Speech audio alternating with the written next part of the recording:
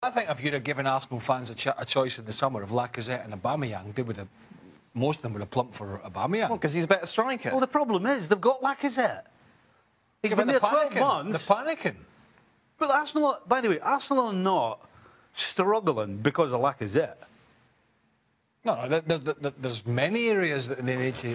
He's way down the list. But having someone like Aubameyang come in, would that not just create a spark amongst the squad to get things going a little bit, get a little bit of excitement around the stadium as well, which is so yes, lacking it when may. it comes to Okay, it may, but I'll tell you what's not going to help when you set Lacazette on his backside when you're bringing Aubameyang in for him. Arsenal are a bit... The positive thing's getting a negative thrown at it straight away, which is why I ended up saying, OK, so you're looking at Mkhitaryan. Who's been horrible the last 18 months. Arsenal are a bit like Chelsea at the moment, and we're going to talk about them later on, is that I really don't know what direction they're going. I don't know which... It's like the red arrows flying everywhere. I mean, I just don't know. It's like, right, Sanchez is going, Ozil might be staying, so we might be getting Mkhitaryan in, and like, we brought that Lacazette in the summer, but Aubameyang's available because Dortmund are not happy. They're looking for a fee from him. These two London clubs at the moment just look as if they're lacking direction. I mean, we've got one manager that's stubborn and wants to stay. We've got another manager in Chelsea that clearly wants to go. And meanwhile, United are splashing the cash, Liverpool are splashing the cash, City are splashing the cash, and they're all pretty sure what way they're trying to go.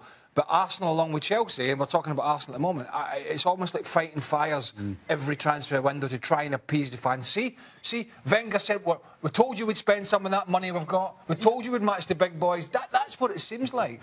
But if they do get Mkhitaryan and Aubameyang in, then I think that softens the blow somewhat if Sanchez's deal goes through to Man United.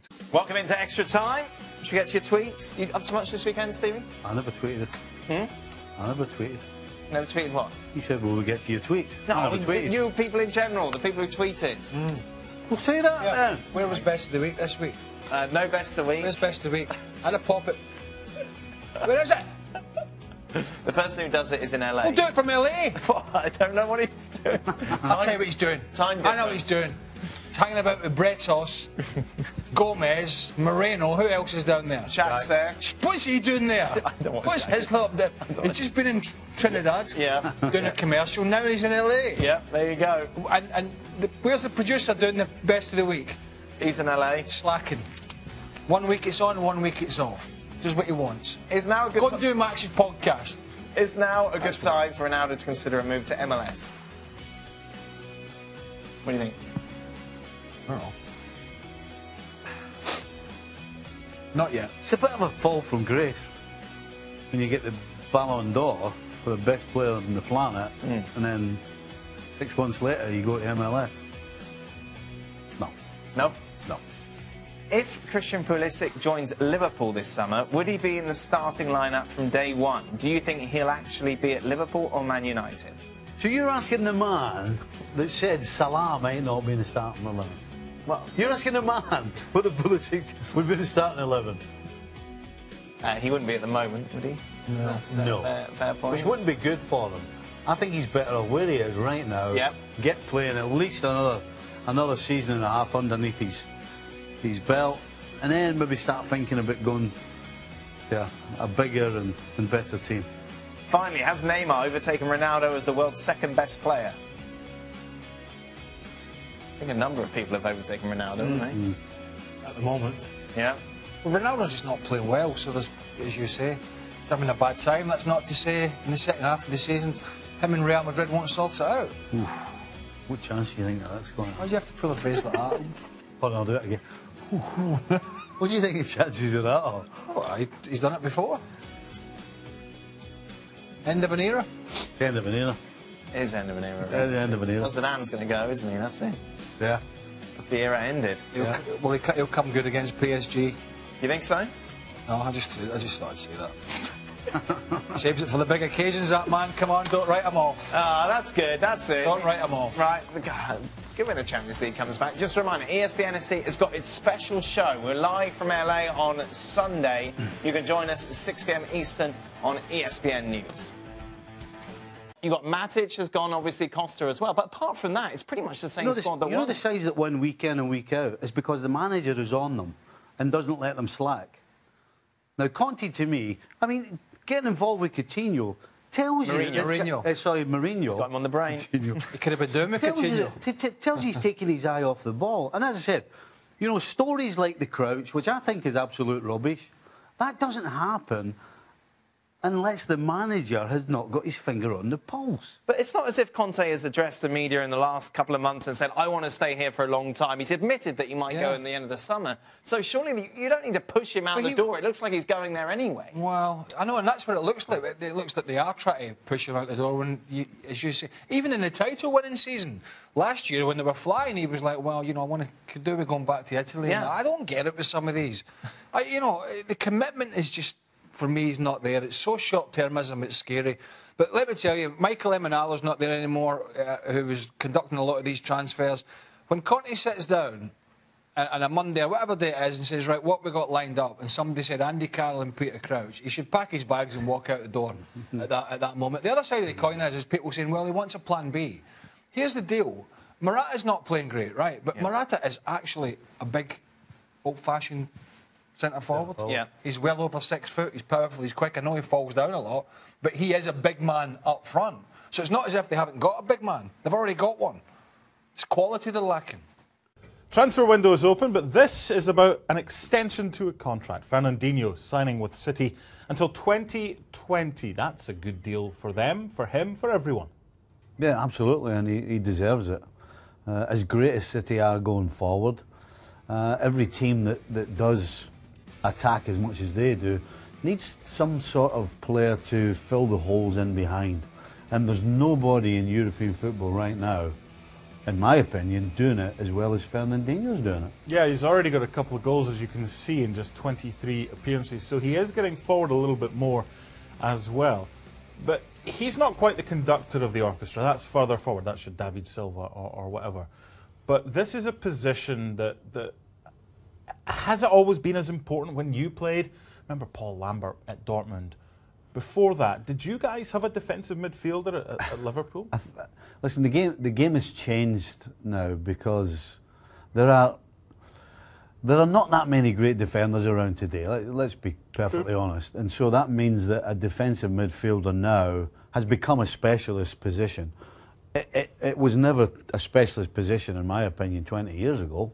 But it has to be today, and that position is all about, as I said before, covering holes. You know, when your team loses the ball, you're either there to organise or to win the ball back, and nobody does it better right now than Fernandinho. He's 32 now, and this is a deal till the summer of 2020. It'll take him up to his 35th birthday. Pep Guardiola said he's one of the 3 best defensive midfielders in world football. Do you agree with him? I was trying to figure out right now who's better than him.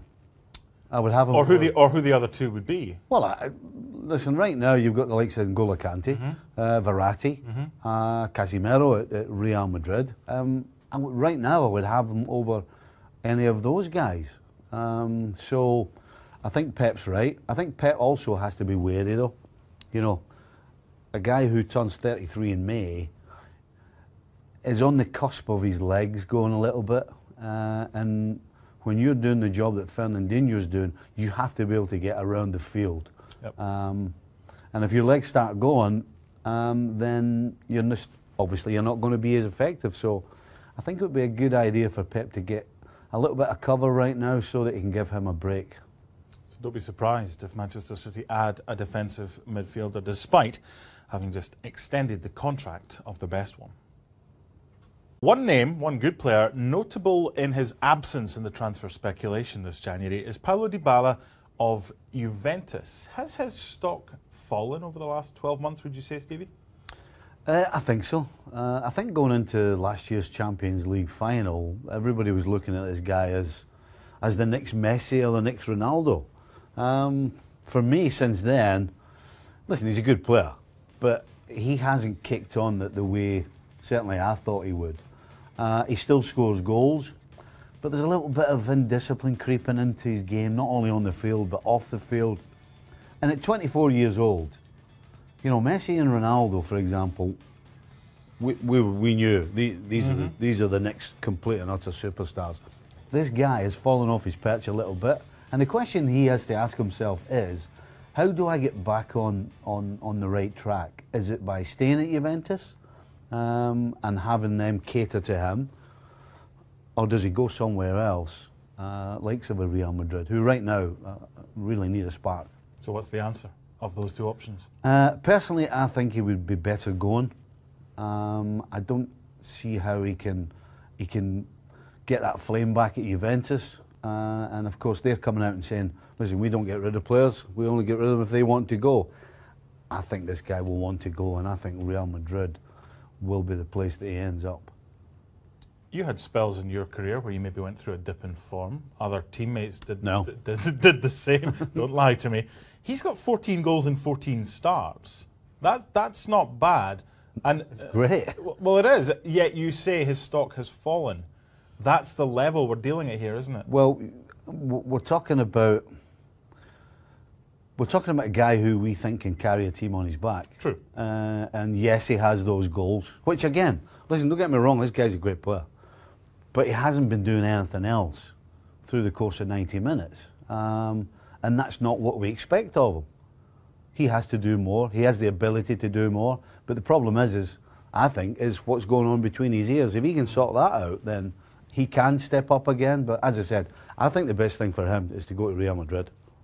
Just finally, we've done a transfer rater for ESPN FC about the future of Ronaldo as well.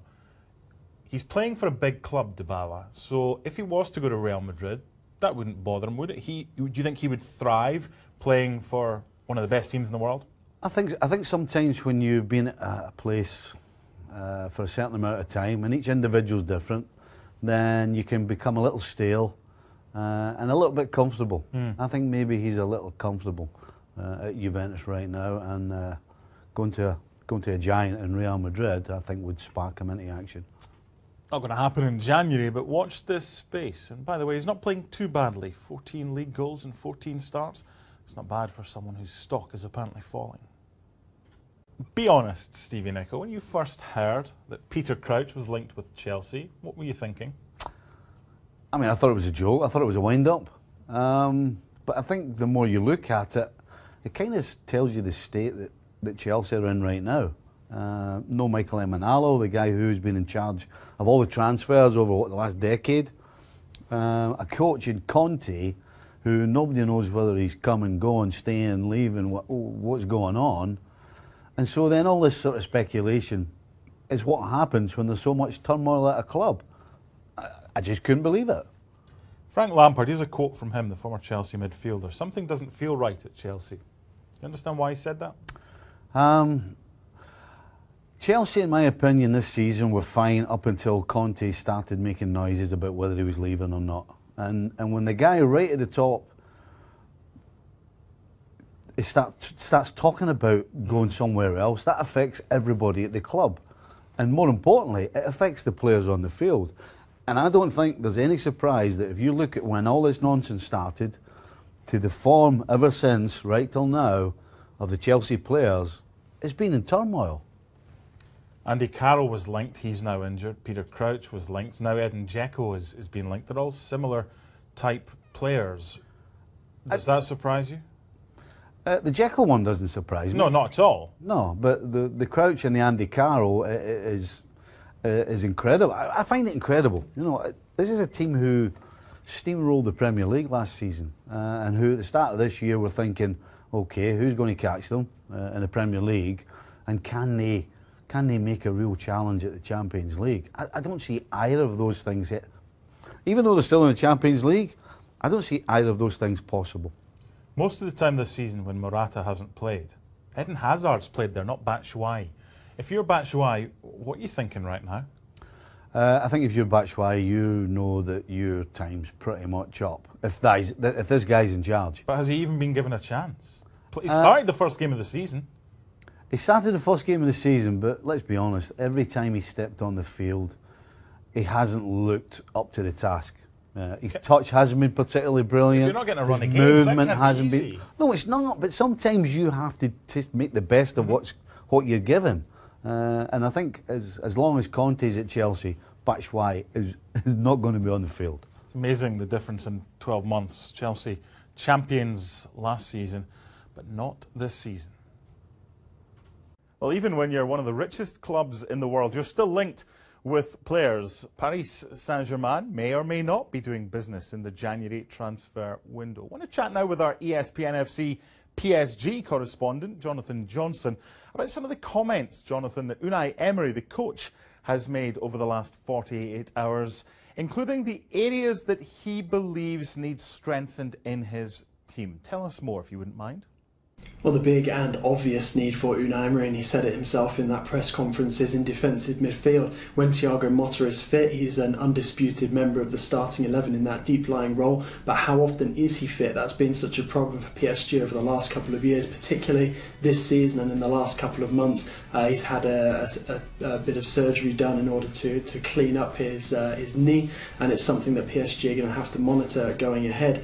Now, Antero Henrique, PSG's sporting director, has said that Wendell, who is the leading candidate for PSG long-term to come in and replace Motta in that deep-lying role, is not going to come in January. It's possible that he does get signed up by the club for next summer, but he won't come into the squad come the winter transfer window, which means that PSG are going to go forward at least until the end of the season with what they have. Now, that is obviously interesting as far as Motta goes, because it makes his recovery from that knee injury ahead of the Champions League matches against Real Madrid of particular importance, because PSG's plans in the Champions League could essentially rest on how fit Thiago Motta is come February. The defensive midfield area that you mentioned, what about some of the targets that are being linked with PSG? It certainly seems like PSG have set their sights on Wendell, the Fluminense midfielder, and I don't think PSG are considering too many other options. I mean, you've got to think as well, if PSG were to make a move in the January transfer window, if they really pushed to that point, say Motta has another relapse and his knee gives him problems again, and it's obvious he's not going to be fit in time for the Champions League clashes with Real Madrid, PSG would have to consider somebody who's capable of playing in that deep-lying role, a role that is naturally their own, which is not the case for somebody like Adrien Rabiot, who's already in the PSG squad. Same with Giovanni Lo Celso, Marco Verratti as well. All players who have been tried there and have not really convinced. Rabiot the best of the bunch, but still prefers to play a bit further forward. So you'd be thinking somebody who can play that role naturally, but also is not cup-tied crucially for the Champions League. And off the top of my head, the only player I could think of would be, say, Inter Milan's João Mario. But then the obvious question rises again, how do PSG finance that while they're trying to make up a deficit in terms of financial fair play ahead of next summer? And it's not an easy task being Antero Henrique planning PSG's future transfer moves right now, because there's so many different moving parts, and that's why I think PSG will focus first and foremost on trying to sell players before they bring anybody in, and that's why we'll probably not see too much business from them in January, and there'll be more movement come next summer. So a lot to talk about involving PSG. We've got Neymar, we've got the Ronaldo stories about him maybe teaming up with Neymar at Real Madrid. We've got the potential arrivals of new players in January, and we also have a question mark about the future of the coach. It's all happening. Thank you to Jonathan for his input. All the latest news on PSG can always be found right here, 24/7 at ESPNFC.com. I did something yesterday I don't normally do. I checked the calendar just to ensure it wasn't the 1st of April, when Peter Crouch to Chelsea was mentioned as a rumour. I know what's going. I'll leave this to Stevie Nicol. I'll not even ask you a question. You can. How about that? Take that. I'm not even going to say anything. You've broken. I've never heard anything so ridiculous in all my life. You've broken the touchscreen. Good. So thank you. You're not having it. No. At all. What makes you think that? It's $2,000 for a new TV, by the way. You okay with that? You are. Ronaldo to we're going from this to this. Oh. Ronaldo to leave Real Madrid this summer, maybe to replace Peter Crouch at Stoke. Yeah. I don't think he will be moving, just purely and simply because of the wages he's on. He still has plenty of years left on his contract. I don't think anybody else can really afford them, and quite frankly, he's in the worst form of his life. So why would you take somebody who right now doesn't look like he can hit a barn door from 5 yards and pay him an absolute king's ransom? So I think this is a miss. I think he's going nowhere. Maybe. I think they would like him to, though. Well, go to Stoke. Emre Can. Now, Pep Guardiola came out this week when Fernandinho signed a new deal and said that Fernandinho was one of the 3 best defensive midfielders in world football. Do they need Emre Can? I think they do, because Fernandinho is, what, 33 coming up? He's just signed a deal to 2020. Yeah, but when you get to that age, you don't know when your legs are going to disappear. Speaking from experience. Speaking from experience, you know, all of a sudden you can't get there. That extra yard is harder work. You're not quite as physically strong as you were. All kinds of things start happening to your body when you start getting up to that 33. So, for me, this would be a smart move. Okay. Chan's 24. You don't want to lose him at Liverpool, though. Well, he's gone. He's out of contract. I know. I actually think he's going to go to Juventus. Okay. And probably from his perspective, if he does go to Juventus, he plays more than he does if he goes to Man City. So I'm going to say this will not happen. It's another one for me. For that particular reason, yeah. Olivier Giroud is not a regular at Arsenal. Would he go to Dortmund? It would be a smart move. Let me think. I will swap the Europa League for the Champions League. How about that? Because that's what will happen if this guy goes to Dortmund. Dortmund are going to get in the Champions League spots for next season. So it makes no sense from where I'm sitting why Giroud wouldn't go to Dortmund. I think this is a hit. Absolutely. Finally. Now, Edin Dzeko. If they can't get Crouch, Andy Carroll's injured. Dzeko, he's a good player. Chelsea? I'm going to say this is a hit. Okay. Because Roma, they don't over worry about replacing players. You know, they sold Salah to Liverpool last year for £30 million. They just get on with it. And they get on with it. And for Dzeko at 31, again, he's coming into that range of, you know, when do your legs start going. So I think this would be a good move for Dzeko, get back in the Premier League. Clearly, Morata would be the #1, but Dzeko would get plenty of time on the field. And at 31 years of age, it's not the worst thing to happen to you to be able to get some rest. So I think this will happen because Roma do accept offers for the players. They do. And I think Dzeko would like it. I'm going to say this is a hit. Let's sum this up. He's due £2,000 for a new touchscreen TV, which is now on its last legs. Peter Crouch has been linked with Chelsea. And Ronaldo, he might not be leaving Real Madrid to go to Stoke, but he could still be on his way. Bye for now.